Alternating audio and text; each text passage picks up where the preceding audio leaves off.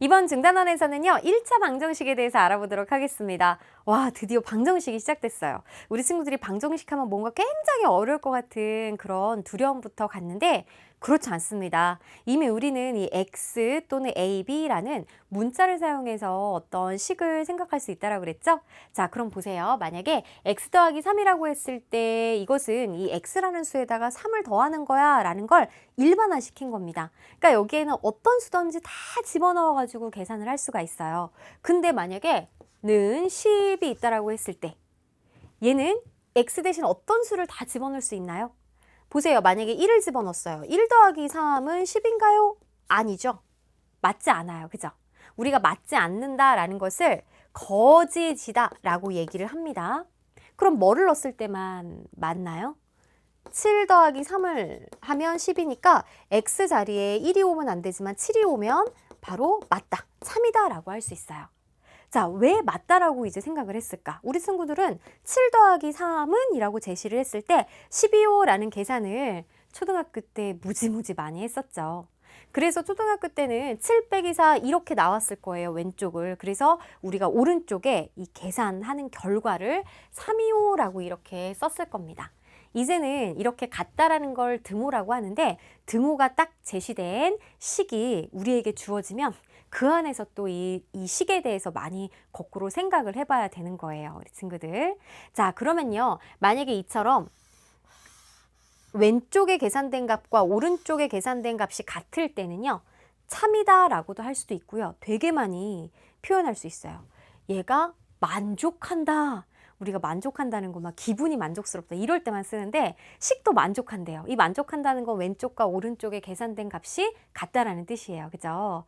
자, 그리고 이 등식을 성립시킨다 뭐 이렇게도 어렵게도 표현하는데, 다 얘가 맞는 말이야. 왼쪽 계산한 거랑 오른쪽 계산한 거랑 같은 거야. 이거를 의미한답니다. 그래서 표현이 막 등식을 성립, 뭐 만족시키는, 참으로 되게 하는 이런 얘기가 나왔을 때도 괜히 이제 두렵게 생각 안 해도 될 것 같아요. 자, 그러면요. 지금 이렇게 7 빼기 4는 3이라는 거는 명확하게 우리가 맞아, 틀려라는 거 구분할 수 있지만, 문자가 이렇게 있을 때 x 빼기 4, x 빼기 4가 0이야 라는 거는 맞아, 틀려라고 함부로 얘기할 수 없는 거죠. x가 뭔지 모르니까요. 그죠? 그렇기 때문에 여기에서 얘를 만족시키는, 참으로 만드는, 등식을 성립시키는 x값을 찾아주는 과정을 우리가 이번 단원에서 집중적으로 공부를 해볼 거고요. 결국 이 방정식은 우리 친구들이 이렇게 조금 더 식들이 복잡해지고, 얘는 x가 한 번 곱해졌지만 뭐 3학년 과정에서는 뭐 x제곱이 등장하고, 또 이제 고등학교 과정에서는 x세제곱, x열제곱이 등장하는 고차까지 가는 방정식까지 만나게 될 겁니다. 자, 아무리 고차로 발전이 되더라도 우리가 배우고 있는 1차 방정식부터 출발한다라는 거, 그 방정식의 해를 구하는 이 씨앗이 되는 게 1차 방정식이라는 거에 대해서는 우리 친구들이 너무 중요하게 알고 있어야 돼요. 수능에서도 보세요. 자, 지금 두 실수 이제 x 빼기 1과 x 빼기 4를 곱해서 0이다라는 것도 사실은 방정식이거든요. 방정식이 중요하니까 그 중에 씨앗이 되는 우리 1차 방정식부터 출발해 볼게요. 일단은 등식과 방정식이 뭐냐? 이 등식이라는 건 되게 간단해요. 그러니까 등식은 바로 등호를 사용해서, 등호가 같다라는 기호거든요. 서로 같음을 나타내는 식입니다. 자, 그럼 여기서 퀴즈. 10 빼기 6은 4. 이거 등식일까요? 아닐까요? 어머, 당연히 등식이죠. 10 빼기 6은 4인데. 그죠? 1 더하기 3은 5. 등식일까요? 아닐까요? 등식 아니죠. 1 더하기 3은 4인데 어떻게 구해요? B. 하지만 이건 등식이 맞아요. 얘는 참인 등식이고 얘는 거짓인 등식입니다.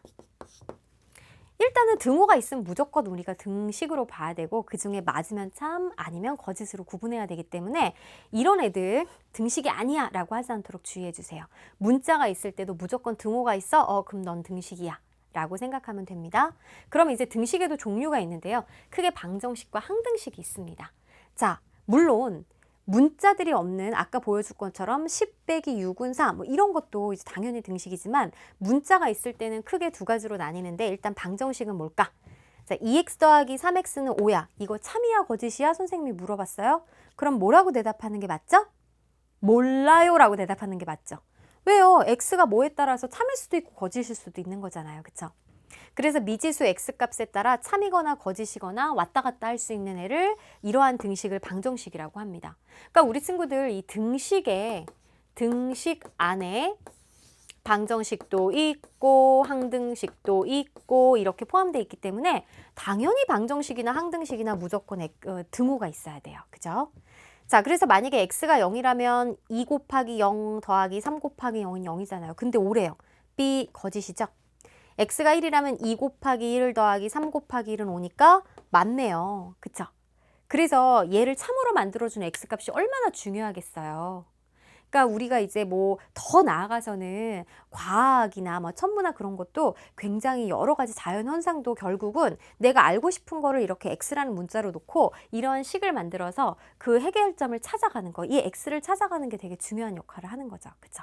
그렇기 때문에 여기서 자, 이 x가 1이라는 건 되게 중요한 수예요. 그래서 얘를 방정식의 해라고 합니다. 또는 근이라고 얘기를 해요. 근이라고도 말하기도 합니다. 자, 그럼 이제 항등식은 뭐냐면은 항상 등식이 성립하는 식을 말해요. 그러니까 x에 뭐를 다 집어넣어도 다 맞아, 다 맞아. x 0 넣어볼까요? x가 0일 때는 2 곱하기 0 더하기 3 곱하기 0은 5 곱하기 0이랑 같잖아요. 그죠? x 1 넣어볼게요. 2 곱하기 1 더하기 3 곱하기 1, 그럼 얘는 5 곱하기 1 맞잖아요. 뭐 x에 이번에는 마이너스 100 넣어볼까요? 2 곱하기 마이너스 100 마이너스 200이죠? 3 곱하기 마이너스 100 마이너스 300이죠? 5 곱하기 마이너스 100 마이너스 500 맞잖아요. 뭘 넣든 뭐든 다 맞아요. 그래서 항상 성립해. 그래서 항등식이 된답니다. 자, 우리 친구들도 항등식의 매력이 있어요. 바로 좌변하고 이제 왼쪽에 있는 얘랑 오른쪽에 있는 식을 이제 간단히 정리했을 때 똑같은 식이 나옵니다. 우리 친구들 2x 더하기 3x 계산하면 얼마 나와요? 5x죠. 뭐예요? 같잖아요. 그죠? 그러니까 이런 것도 항등식이에요. x랑 x. 얘도 항등식인 거죠. x에 뭘 집어넣어도 항상 등식이 성립하니까요. 그죠? 자, 그래서 우리가 항등식에서는 모든 수가 다 해가 되기 때문에 어떤 해를 찾아내는 거는 의미가 없을 거예요. 자, 그 다음에 우리 이제 등식이라면 어떤 성질을 갖고 있습니다. 만약에 A와 B가 같아요 라는 이러한 등식이 있어요. 등호 사용했으니까 등식이잖아요. 그죠? 그러면 이 등식이 있다면 여기에 4가지 성질이 적용이 되는데 바로 이겁니다. 간단하게 표현하면 등식의 양변에 같은 수를 더해도 빼도 곱해도 0이 아닌 수를 나누어도 항상 등식은 성립한다라는 거예요. 그러니까 양팔저울로 비유를 지금 해줬는데 만약에 이렇게 생각해 보세요. 선생님이 좋아하는 사과 하나랑 그 다음에 귤 2개를 이렇게 쟀더니 수평을 이뤘대요. 그 말은 무게가 같다라는 겁니다. 근데 여기에다가 자, 또 뭐를? 딸기를 3개를 이렇게 얹었어요. 근데 이쪽만 얹은 게 아니라 공평하게 3개를 똑같이 오른쪽에다 얹으면 그대로 수평은 유지될 거예요. 그러니까 같은 수를 똑같이 더한다고 해도 등호는 그대로 유지가 되고 다시 딸기 3개를 빼볼게요. 그래도 같은 수를 뺐으니까 그 대신 여기 딸기 2개 빼고 여기 딸기 3개 빼고 그러면 안 되겠죠? 공평해야 돼요. 그 다음에 사과 하나씩을 더 얹을게요. 여기에는 사과도 여기는 이제 귤 2개를 얹어서 2배를 만들었어요. 그래도 똑같겠죠. 그러니까 나누기, 사과 다시 이렇게 빼고 귤 2개 빼도 나누기 2를 해도 어차피 같다라는 얘기입니다. 그리고 나눗셈에서는 우리가 수학에서는 0으로 나누는 거 생각하지 않기 때문에 0이 아니다라는 이런 조건이 달린 거죠. 그러면 이 등식의 성질이 왜 중요할까요? 진짜 중요하거든요. 왜냐하면은 이 왼쪽이나 오른쪽에 내가 알고 싶은, 구하고 싶은 문자가 있을 때 이 등식의 성질을 여러 번 이렇게 반복해 갖고 계산을 하면 바로 그 x값을 알아낼 수가 있답니다. 자, 우리 친구들을 x 더하기 5가 7이야 라고 했을 때 이 방정식의 해를 구해봐 라고 하면 누구나 다 x는 2예요 라고 1초 만에 다 대답했을 거예요. 근데 생각해 보세요. 2분의 3하고 x를 더한 다음에 그 다음에 3분의 7을 뺐더니 얘가 마이너스 1이 나왔어. 그랬을 때 여기서 x 바로 찾을 수 있을까요? 1초 만에 답하는 친구는 천재일 거예요. 그죠? 그럼 이러한 방정식, 좀 복잡해진 방정식에서 내가 x값 구하고 싶어. 그러면 이 등식의 성질을 이용하면 됩니다. 자, 간단하게 예로 볼게요. x 빼기 3은 5래요. 물론 여기서 3을 뺐을 때 5가 되는 건 8이에요 라는 거 알 수 있겠지만 여기서 원리를 적용해 보면은 빼기 3을 반대로 할 거면 더하기 3을 하면 되잖아요. 그쵸? 그래서 양변에 공평하게 자, 왼쪽과 오른쪽 똑같이 3을 더해주는 겁니다. 그럼 얘는 사라질 거고 5 더하기 3이 오른쪽에 남아서 x가 8이 나오는 겁니다. 그쵸? 그러면 생각해 보세요. 똑같이 공평하게 3을 더했는데 얘는 사라지니까 결국 지금 이식하고 비교를 해보면 자, 보세요. 여기에서 3을 더하고 나서 여기다 오른쪽에 쓸게요. 그럼 x만 좌변에 왼쪽에 남을 거고 오른쪽에는 5 더하기 이렇게 3이 되는 거잖아요. 그죠? 그러니까 결국 이식과 이식을 봤을 때는 왼쪽에 마이너스 3이 있었는데 오른쪽에 플러스 3이 생겼네? 왼쪽에 마이너스 3이 없어지고 오른쪽에 플러스 3이 생겼네? 그래서 항이 옮겨졌다라고 이 과정이 생략돼서 말할 수도 있어요. 그거를 이항이라고 합니다. 자, 집을 옮기는 거 이사라고 하죠. 펄리 떠나 이민이라고 하죠. 다른 나라로 가는 거 이항이라는 거 항을 옮기는 거예요.